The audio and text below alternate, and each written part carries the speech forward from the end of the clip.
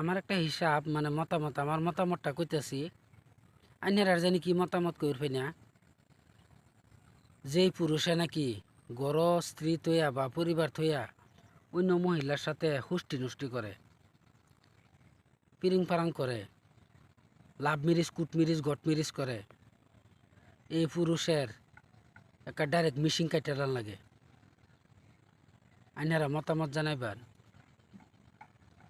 আর যেই মহিলা নাকি, যেই নারী নাকি নিজের স্বামী থইয়া বিবি ফুলাফান থইয়া পর পুরুষের লাগে কট খায় বা দরাত পরে বা পর পুরুষের আসক্ত, এই নারীগুলিরে